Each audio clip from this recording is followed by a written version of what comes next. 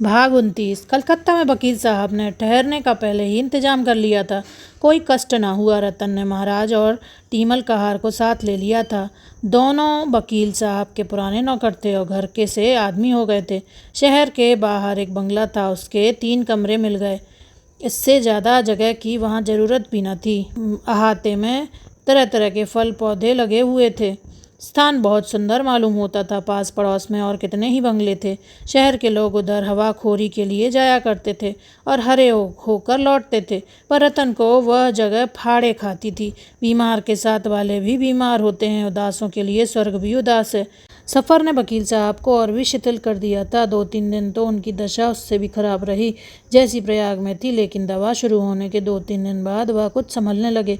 रतन सुबह से आधी रात तक उनके पास ही कुर्सी डाले बैठी रहती रहा। स्नान भोजन की भी सुधि न रहती। वकील साहब चाहते थे कि यह यहाँ से हट जाए तो दिल खोल कर कराहें। उसे तस्कीन देने के लिए वह अपनी दशा को छिपाने की चेष्टा करते रहते थे। वह पूछती आज कैसी तबीयत है, तो वह फीकी मुस्कुराहट के साथ कहते आज तो जी बहुत हल्का मालूम होता है। बेचारे सारी रात करवटें बदल कर काटते थे। पर रतन पूछती रात नींद आई थी, तो कहते हाँ खूब सोया। रतन पथ्य सामने ले जाती तो अरुचि होने पर भी खा लेते। रतन समझती अब अच्छे हो रहे हैं। कविराज जी से भी वह यही समाचार कहती। वह भी अपने उपचार की सफलता पर प्रसन्न होते। एक दिन वकील साहब ने रतन से कहा मुझे डर है कि मुझे अच्छा होकर तुम्हारी दवा न करनी पड़े। रतन ने प्रसन्न होकर कहा इससे बढ़कर क्या बात होगी, मैं तो ईश्वर से मनाती हूँ कि तुम्हारी बीमारी मुझे दे दें। शाम को घूम आया करो। अगर बीमार पड़ने की इच्छा हो तो मेरे अच्छे हो जाने पर पड़ना। कहाँ जाऊँ, मेरा तो कहीं जाने को जी ही नहीं चाहता। मुझे यहीं सबसे अच्छा लगता है। रतन ने प्रसन्न होकर कहा इससे बढ़कर क्या बात होगी, मैं तो ईश्वर से मनाती हूँ कि तुम्हारी बीमारी मुझे दे दे। शाम को घुमाया करो। अगर बीमार पड़ने की इच्छा हो तो मेरे अच्छे हो जाने पर पड़ना। कहाँ जाऊँ, मेरा तो कहीं जाने को जी ही नहीं चाहता। मुझे यहीं सबसे अच्छा लगता है। वकील साहब को एकाएक रमानाथ का ख्याल आ गया। बोले जरा शहर के पार्कों में घूम घाम कर देखो, शायद रमानाथ का पता चल जाए। रतन को अपना वादा याद आ गया। रमा को पा जाने की आनंदमय आशा ने एक क्षण के लिए उसे चंचल कर दिया। कहीं वह पार्क में बैठे मिल जाएं तो पूछूं कहिए बाबूजी अब कहाँ भाग कर जाइएगा। इस कल्पना से उसकी मुद्रा खिल उठी। बोली जालपा से मैंने वादा तो किया था कि पता लगाऊंगी, पर यहाँ आकर भूल गई। वकील साहब ने साग्रह कहा आज चली जाओ। आज क्या, शाम को रोज घंटे भर के लिए निकल जाया करो। रतन ने चिंतित होकर कहा लेकिन चिंता तो लगी रहेगी। वकील साहब ने मुस्कुराकर कहा मेरी, मैं तो अच्छा हो रहा हूँ। रतन ने संदिग्ध भाव से कहा अच्छा चली जाऊंगी। रतन को कल से वकील साहब के आश्वासन पर कुछ संदेह होने लगा था। उनकी चेष्टा से अच्छे होने का कोई लक्षण उसे न दिखाई देता था। इनका चेहरा क्यों दिन दिन पीला पड़ता जाता है, इनकी आंखें क्यों हरदम बंद रहती हैं, देह क्यों दिन दिन खुलती जाती है। महाराज और कहार से वह यह शंका न कह सकती थी। कविराज से पूछते उसे संकोच होता था। अगर कहीं रमा मिल जाते तो उनसे पूछती, वह इतने दिनों से यहाँ हैं, किसी दूसरे डॉक्टर को दिखाती। इन कविराज जी से उसे कुछ निराशा हो चली थी। जब रतन चली गई तो वकील साहब ने टीमल से कहा मुझे जरा उठाकर बिठा दो। टीमल पड़े पड़े कमर सीधी हो गई। एक प्याली चाय पिला दो, कई दिन हो गए चाय की सूरत नहीं देखी। यह पथ्य मुझे मारे डालता है। दूध देखकर ज्वर चढ़ आता है, पर उनकी खातिर से पी लेता हूँ। मुझे तो इन कविराज की दवा से कोई फ़ायदा नहीं मालूम होता। तुम्हें क्या मालूम होता है? टीमल ने वकील साहब को तकिए के सहारे बैठाकर कहा बाबूजी सो देख ले, यह तुम्हें पहले ही कहने वाला था। सो देख ले, बहूजी के डर के मारे नहीं कहता था। वकील साहब ने कई मिनट चुप रहने के बाद कहा मैं मौत से डरता नहीं टीमल, बिल्कुल नहीं। मुझे स्वर्ग और नरक पर बिल्कुल विश्वास नहीं है। अगर संस्कारों के अनुसार आदमी को जन्म लेना पड़ता है तो मुझे विश्वास है मेरा जन्म किसी अच्छे घर में होगा। फिर भी मरने को जी नहीं चाहता। सोचता हूँ मर गया तो क्या होगा। टीमल ने कहा बाबूजी सो देख ले, आप ऐसी बातें ना करें। भगवान चाहेंगे तो आप अच्छे हो जाएंगे। किसी दूसरे डॉक्टर को बुलाऊं? लोग तो अंग्रेजी पढ़े हैं। सो देख ले, कुछ मानते ही नहीं। मुझे तो कुछ और ही संदेह हो रहा है। कभी कभी गंवारों की भी सुन लिया करो। सो देख ले, आप मानो चाहे ना मानो, मैं तो एक सयाने को लाऊंगा बंगाल के ओझे में सयाने मशहूर हैं। वकील साहब ने मुंह उधर की लिया। रेतवादा का वह हमेशा मजाक उड़ाया करते थे। कई ओझों को पीट चुके थे। उनका ख्याल था कि वह यह प्रवंचना है, ढोंग है, लेकिन इस वक्त उनमें इतनी शक्ति भी न थी कि टीमल के इस प्रस्ताव का विरोध करते। मुंह उधर लिया। महाराज ने चाय लाकर कहा, सरकार चाय लाया हूँ। वकील साहब ने चाय के प्याले को शुद्धित नज़रों से देखकर कहा, ले जाओ, अब न पीऊँगा। उन्हें मालूम होगा तो दुखी होंगी। क्यों महाराज, जब से मैं आया हूँ मेरा चेहरा कुछ हरा हुआ है। महाराज ने टीमल की ओर देखा। वह हमेशा दूसरों की राय देखकर राय दिया करते थे। खुद सोचने की शक्ति उनमें न थी।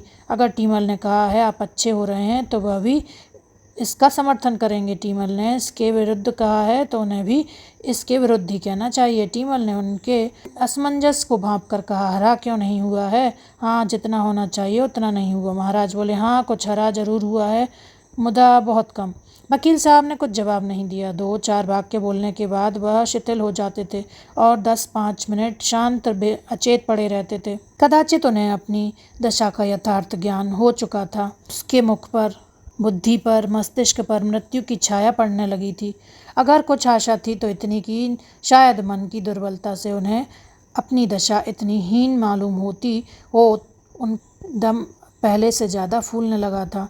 कभी कभी तो ऊपर की सांस ऊपर ही रह जाती थी। जान पड़ता था अब कि बस अब प्राण निकला। भीषण प्राण वेदना होने लगती थी। कौन जाने कब यही अवरोध एक क्षण और बढ़कर जीवन का अंत कर दे। सामने उद्यान में चांदनी लहरों की चादर ओढ़े जमीन पर पड़ी सिसक रही थी। फल और पौधे मलिन मुख सिर झुकाए आशा और भय से विकल होकर मानो उसके वक्ष पर हाथ रखते थे, उसकी शीतल देह को स्पर्श करते थे और आंसू की 2 बूंदें गिराकर फिर उसी भांति देखने लगते थे।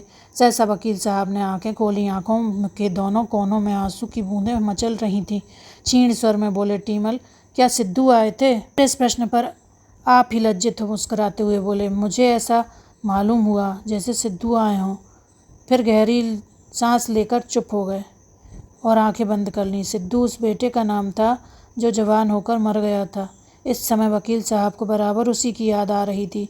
कभी उसका बालपन सामने आ जाता, कभी उसका मरना आगे दिखाई देने लगता। कितने स्पष्ट, कितने सजीव चित्र थे उनकी स्मृति। कभी इतनी मूर्तिमान, इतनी चित्रमय न थी। कई मिनट के बाद उन्होंने फिर आंखें खोलीं और इधर उधर खोई हुई आंखों से देखा।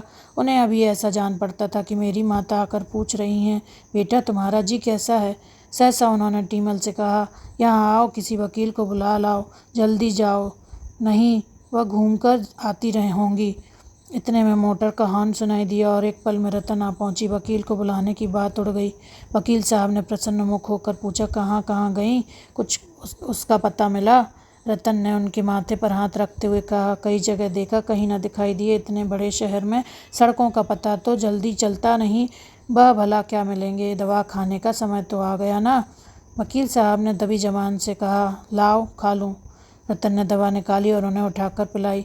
इस समय वह न जाने क्यों कुछ भयभीत सी हो रही थी। एक अस्पष्ट अज्ञात शंका उसके हृदय को दबाए हुए थी। एकाएक उसने कहा, उन लोगों में से किसी को तार दे दूं?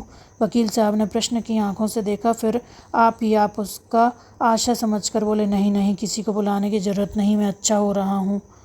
फिर एक क्षण के बाद सावधान होने की चेष्टा करके बोले, मैं चाहता हूँ कि अपनी वसीयत लिखवा दूँ। जैसे एक शीतल तीव्र बाण रतन के पैर से घुसकर सिर से निकल गया। मानो उसकी देह के सारे बंधन खुल गए, सारे अवयव बिखर गए। उसके मस्तिष्क के सारे परमाणु हवा में उड़ गए।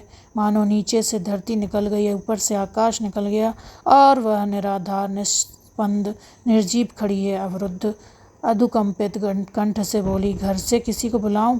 यहाँ किससे सलाह ली जाए? कोई भी तो अपना नहीं है। अपनों के लिए इस समय रतन अधीर हो रही थी। कोई भी तो अपना होता जिस पर वह विश्वास कर सकती, जिससे सलाह ले सकती। घर के लोग आ जाते तो दौड़ धूप करके किसी दूसरे डॉक्टर को बुलाते। वह अकेली क्या क्या करे? आखिर भाई बंद और किस दिन काम आवेंगे? संकट में ही अपने काम आते हैं। फिर यह क्यों कहते हैं कि किसी को मत बुलाओ? वसीयत की बात फिर उसे याद आ गई। यह विचार क्यों इनके मन में आया? वैद्य जी ने कुछ कहा तो नहीं? क्या होने वाला है भगवान? यह शब्द अपने सारे संसर्गों के साथ उसके हृदय को विदीर्ण करने लगा।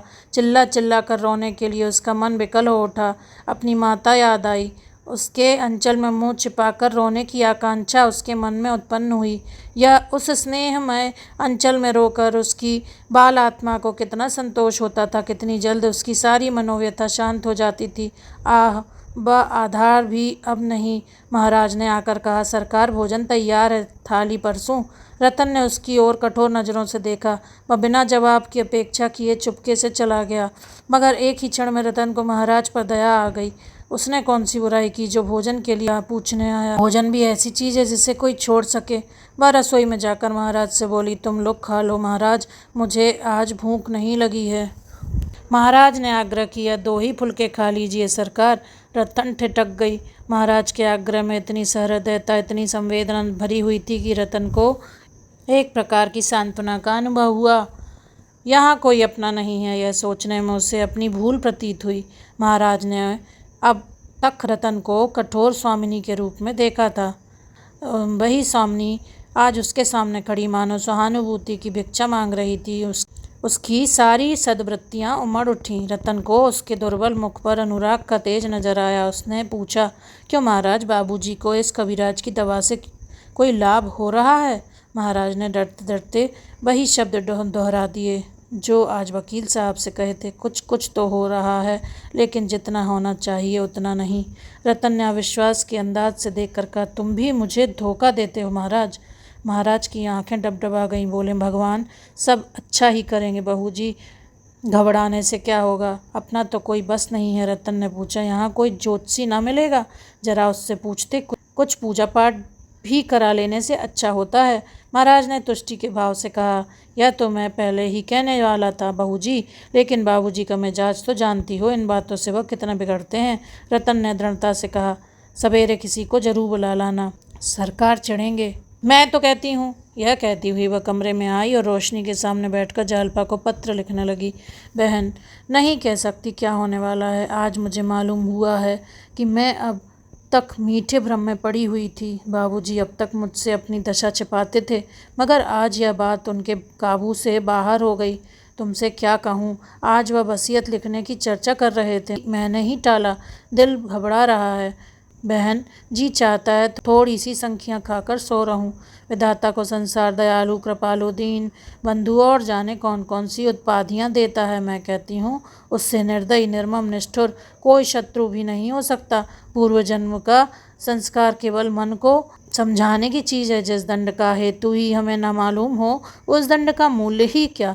वह तो जबरदस्त की लाठी है जो आघात करने के लिए कोई कारण गढ़ लेती है। इस अंधेरे निर्जन कांटों से भरे हुए जीवन मार्ग में मुझे केवल एक टिमटिमाता हुआ दीपक मिला था। मैं उसे अंचल में छिपाए विधि को धन्यवाद देती हुई गाती चली जाती थी, पर यह दीपक भी मुझसे छीना जा रहा है। इस अंधकार में मैं कहाँ जाऊँगी? कौन मेरा रोना सुनेगा? कौन मेरी बाँह पकड़ेगा? बहन, मुझे क्षमा करना, मुझे बाबूजी का पता लगाने का अवकाश नहीं मिला।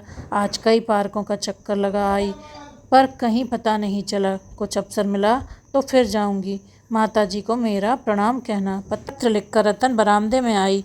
शीतल समीर के झोंके आ रहे थे। प्रकृति मानो रोग शैया पर पड़ी सिसक रही थी। उसी वक्त वकील साहब की सांस बेग से चलने लगी।